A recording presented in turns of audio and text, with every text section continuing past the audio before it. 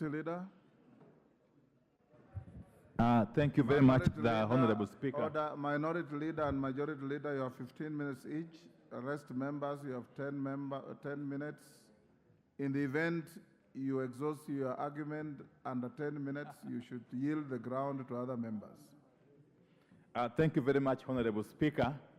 I want to go straight to the point and from the outset declare that I support the motion. And I want to thank most profusely the initiator of the motion, the Honorable Jack Wamboka, and state that Jack Wamboka, history will be very kind to you. In the fullness of time, when the history of this parliament or of this country is written, you will for sure have something. If not a paragraph, a sentence, at least a footnote for what you've done for the country today.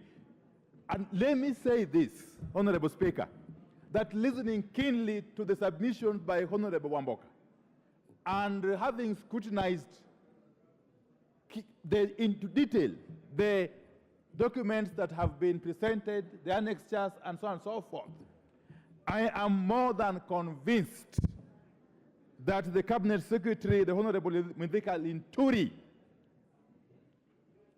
has actually fallen short of the requirements of the Constitution as a holder of a public office.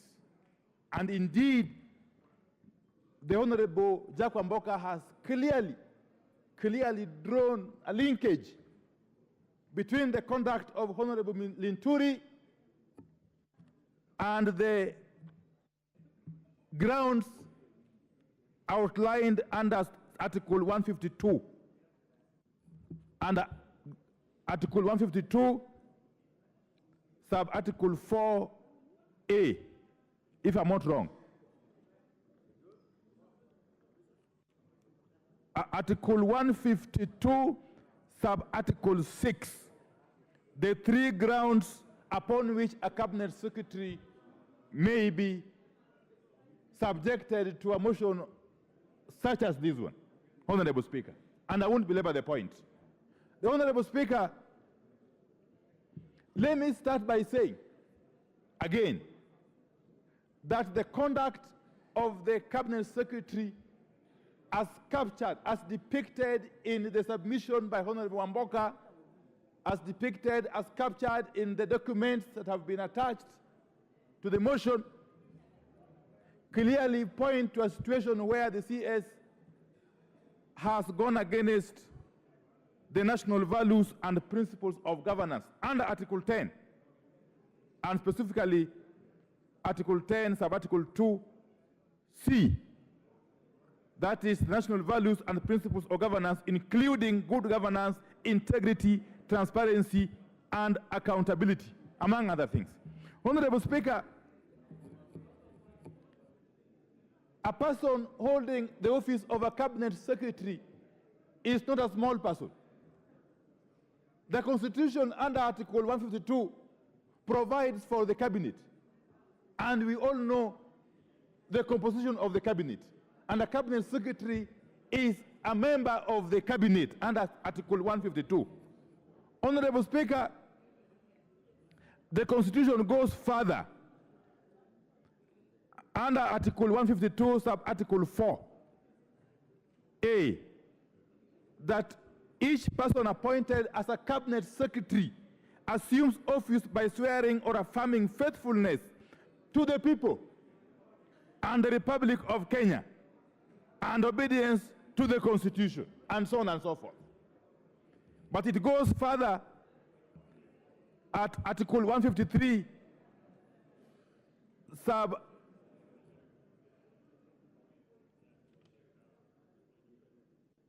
it goes further, Honorable Speaker, at Article 153, sub-Article 2, to state that CSS are accountable individually and collectively to the President for the exercise of their powers and the performance of their functions. Why am I saying this, Honorable Speaker?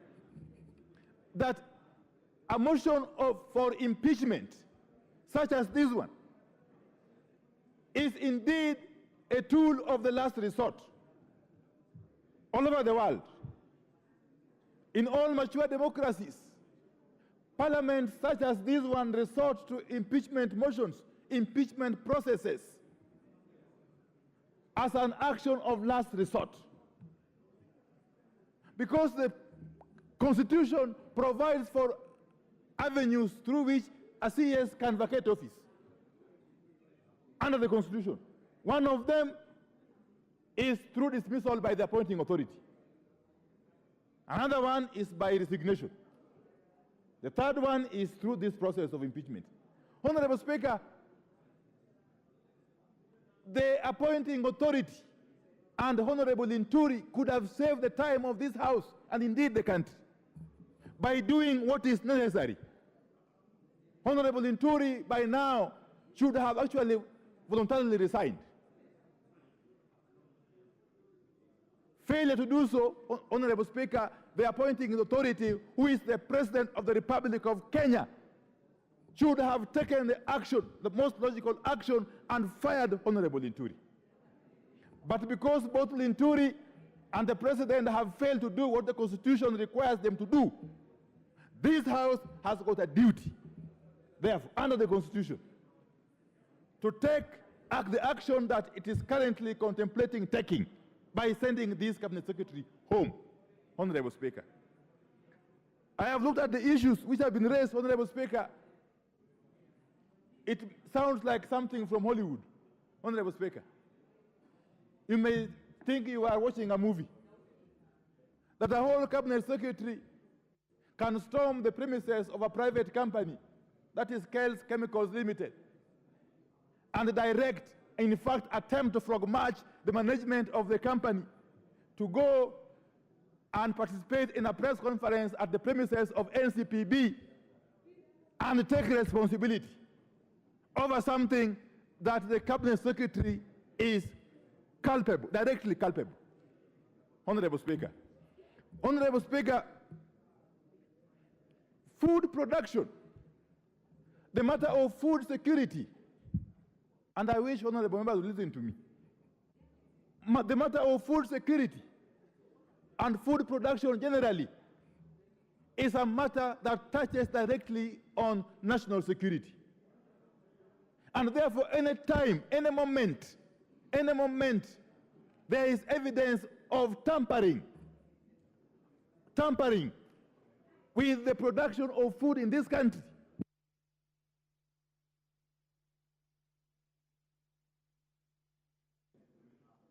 what's happening? By way of supplying substandard or fake farm inputs, including fertilizer, Honorable Speaker.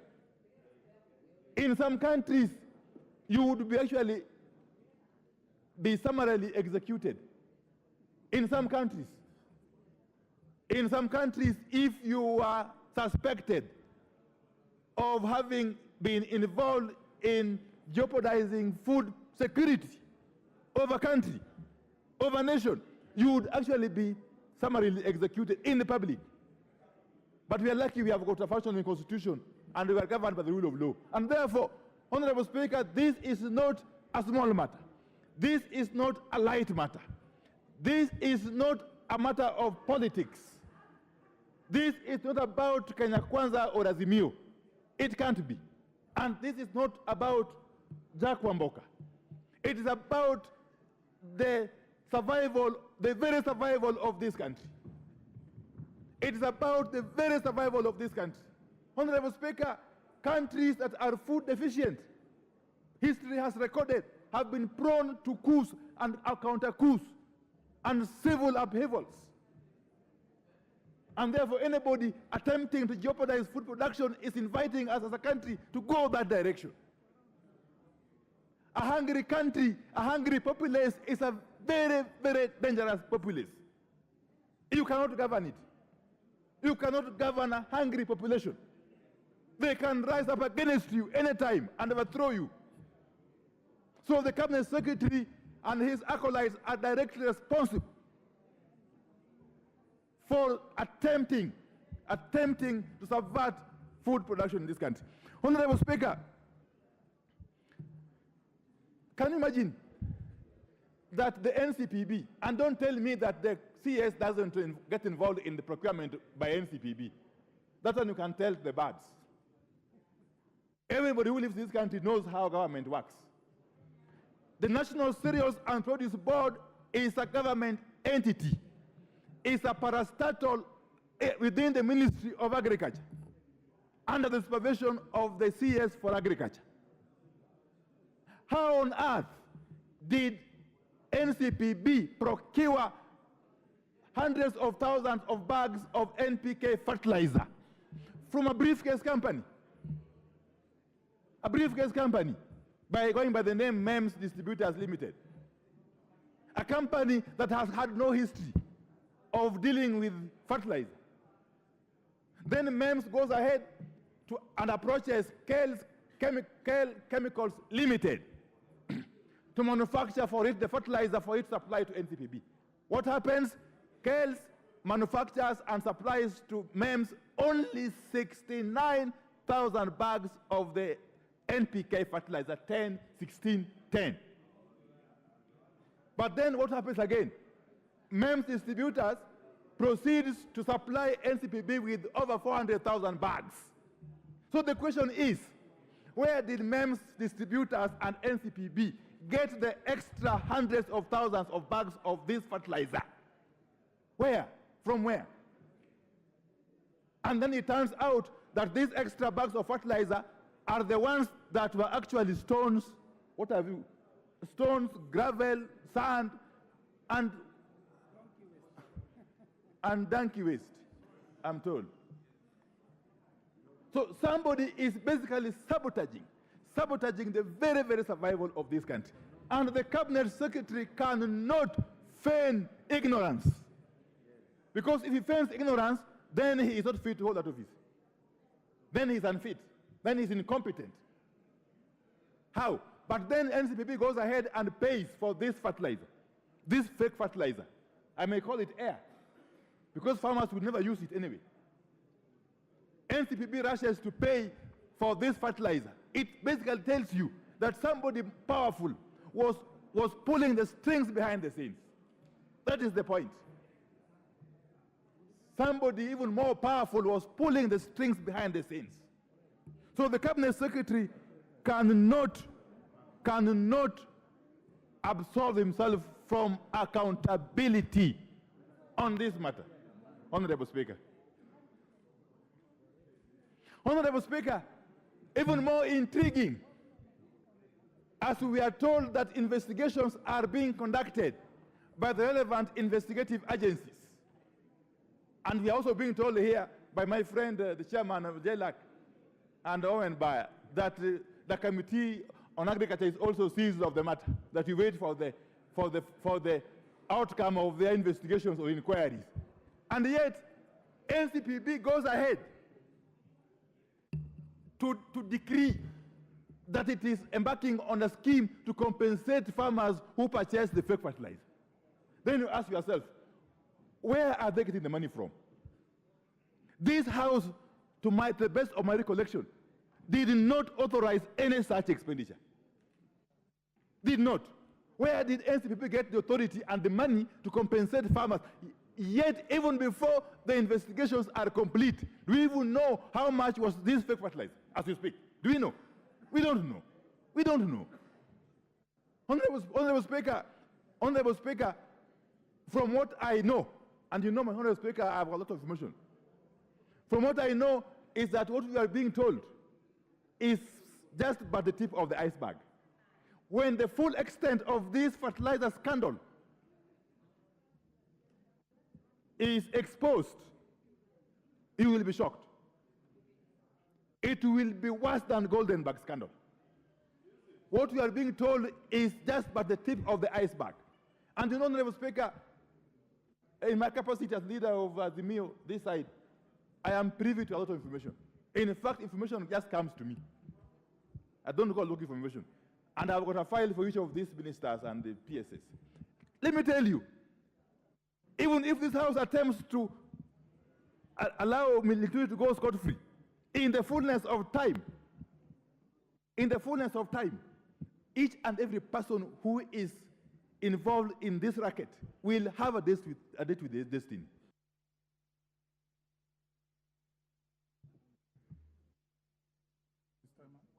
Your time is up. I told you you had 15 minutes. 30 seconds. Let me just say that I support this motion, and I want to appeal to all my colleagues. Let's just send a message home, regardless of our political affiliation, today, by sending these CS home. That will actually earn us a lot of respect as an institution of parliament. Let's for once allow this process to get to the select committee to undertake proper investigation and inquiry at the hearings, Honorable Speaker. With those very many remarks, I support. Mary Wamaua.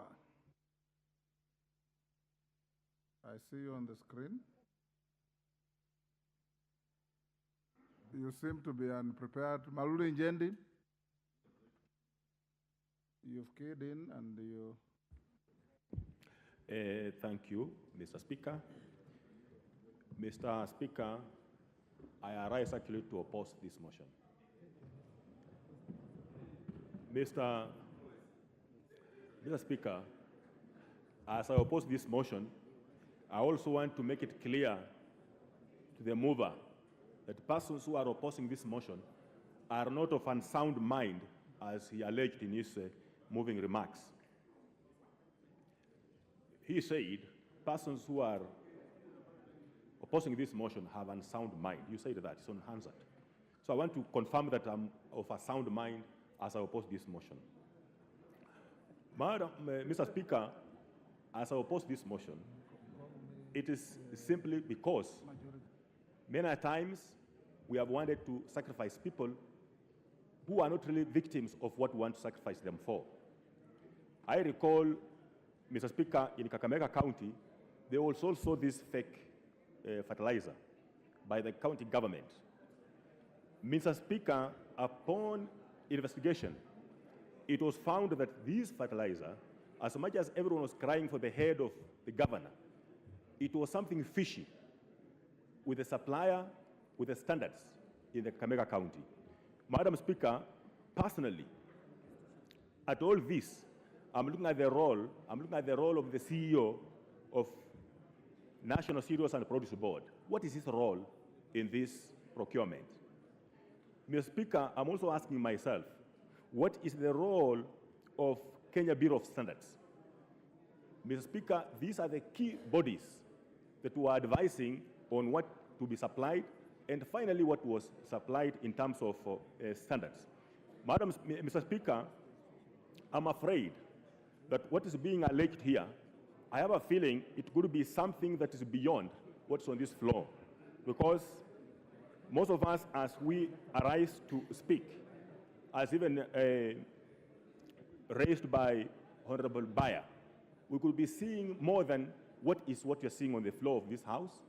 It could be something that has gone wrong somewhere, maybe in a family line or something like that, that finally it has found itself on the floor. Mr. Speaker, this matter is under investigation. The CEO of the National Cereals and Produce Board has been arrested.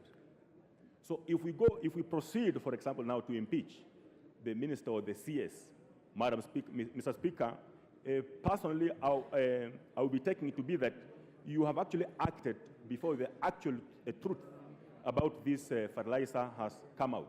I would that we actually don't proceed with this motion so that we give time to the actual bodies that are entitled with investigations to investigate. They complete the process of investigation. Court cases take this matter through. ESC takes this matter through. But finally, when you have a report, then this matter can come on the floor of the House. Mr. Speaker, I'm also aware this matter is under the Agriculture Committee of the National Assembly, also the Agriculture Committee of the Senate. Mr. Speaker, I would that we let this matter, first of all, be processed by those respective committees, after which now we can proceed whether this CS is really criminal on this matter as